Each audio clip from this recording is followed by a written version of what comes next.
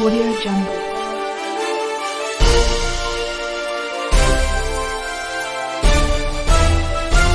Audio Jungle.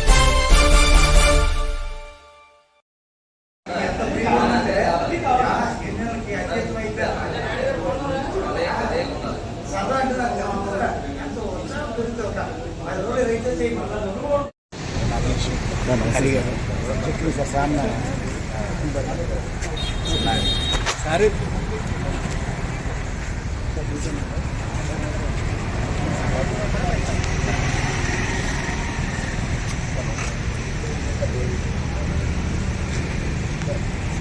Sir ఇలా వచ్చేయండి రూమ్కి ఇటు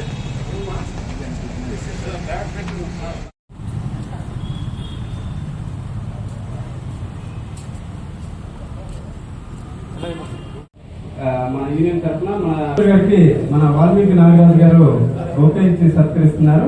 అట్లాగే మన చూడండి రవి గారు నగేష్ గారు మన చంద్రు జనార్దన్ గారు ఇస్తూ అభినందిస్తున్నారు. సత్కరించాల్సిందిగా కోరుతున్నాం.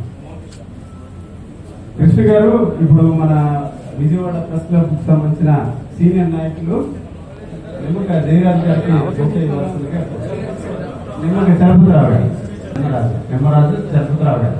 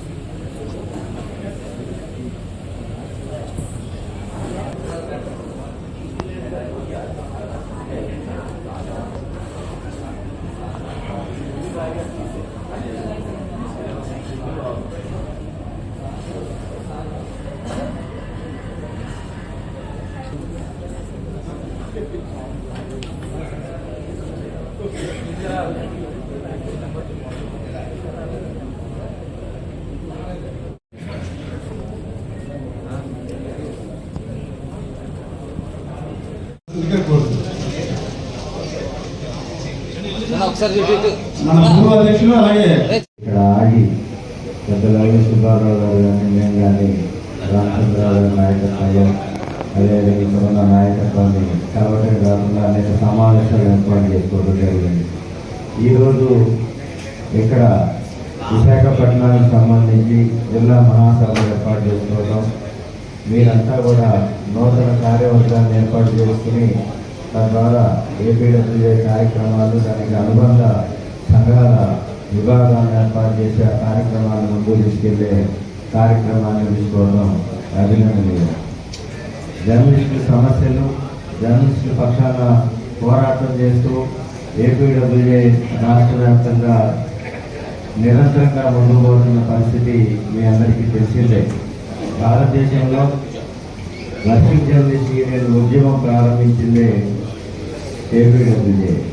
ఏపీడబ్ల్యూఏ ద్వారా మాత్రమే అనేక సంక్షేమ కార్యక్రమాలు జర్నలిస్టులకి తెర మీదకు తీసుకురావడం, దాని ఉమ్మడి తెలుగు రాష్ట్రాలు అవలంబించడమే కాకుండా దేశంలో ఇతర రాష్ట్రాలు కూడా వాటిని అనుసరిస్తూ ముందుకు పోవటమే కాకుండా జర్నలిస్టుల సంక్షేమానికి నాంది పలికి ఆ విధంగా ముందుకు పోతూ ఉన్నాం.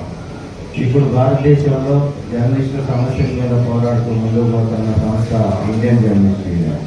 దానికి మన అగ్రనాయకులు కామ్రేడ్ శ్రీనివాస్ రెడ్డి గారు అధ్యక్షులుగా ఉన్నారు. వారు తెలంగాణ మీడియా అకాడమీకి చైర్మన్గా ఉన్నారు. అంతకుముందు దేవతల అమర్ గారు అధ్యక్షులుగా ఉన్నారు. అంతకుముందు కామ్రేడ్ శ్రీనివాస్ రెడ్డి గారు దాన్ని అధ్యక్షులుగా ఇచ్చారు. ఇండియన్ జర్నలిస్ట్ యూనియన్ ద్వారా భారతదేశంలో జర్నలిస్టుల పక్షాన పోరాటం చేస్తూ ముందుకెళ్తూ ఒక పక్క ఉద్యమాల బాటలో కానీ అదేవిధంగా జర్నలిస్టుల సమస్యలు ప్రెస్ కౌన్సిల్ ద్వారా వినిపించి వాటి పరిష్కారం అయ్యే విధంగా ముందుకు తీసుకెళ్తున్న నాయకత్వం కానీ ఉమ్మడి తెలుగు రాష్ట్రాల నాయకత్వానికి సంబంధించిన అంశం. ఆ నాయకులు అనే సంస్థ ప్రతి ఏడాది కూడా వాళ్ళు ప్రకటిస్తూ ఉంటారు ఈ ర్యాంకింగ్స్ ని. ఆ ర్యాంకింగ్స్ లో భారతదేశం ప్రతి ఏటా కూడా దిగజారిపోతుందని చెప్పి మనకు అర్థమవుతాం. అంతేకాకుండా జర్నలిస్టుల మీద దాడులు, బయట వ్యక్తులు దాడులు చేయడమే కాకుండా రాజ్యం ప్రభుత్వాలు అధికార యంత్రాంగం చేసే దాడి కూడా తీవ్రంగా ఉందనేది ఆ సంస్థ హెచ్చరిక చేస్తూ ఉంది, మనకు అందరికీ తెలుసు.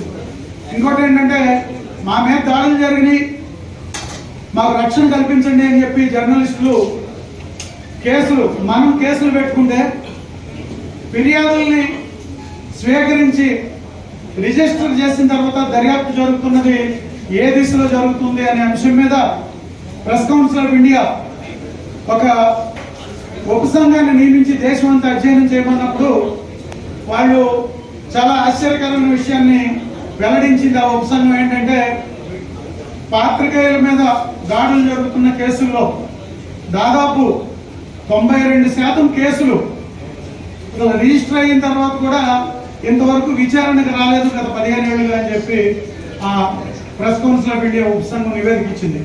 దానికి ఆ ఉపసంఘానికి అధ్యక్షులుగా ఉన్నటువంటి వ్యక్తి మన యూనియన్ నాయకులు కె అమర్నాథ్ గారు.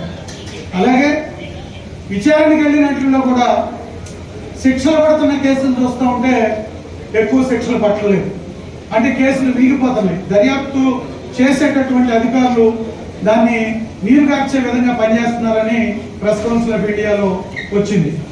దానికి ఐజేయు కానీ లేకపోతే ప్రెస్ కౌన్సిల్ ఆఫ్ ఇండియా కానీ గవర్నమెంట్ ఆఫ్ ఇండియాకి చేసిన రికమెండేషన్ ఏంటంటే, జర్నలిస్టుల భద్రత కోసం ఒక ప్రత్యేక చట్టాన్ని తీసుకురావాలనే ఒక డిమాండ్ని ఐజేయు ముందుకు తీసుకొచ్చింది.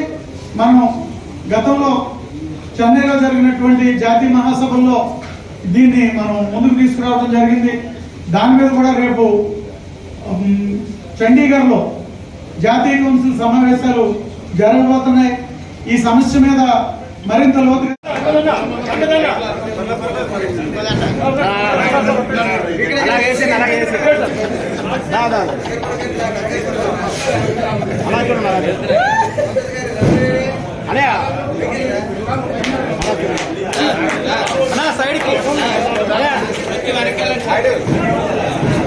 కొంచెం వెనక్కి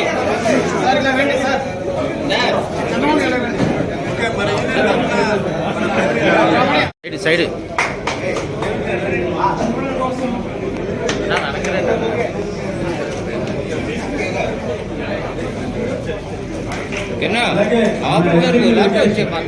కావాల్సిందిగా కోరుతున్నాను.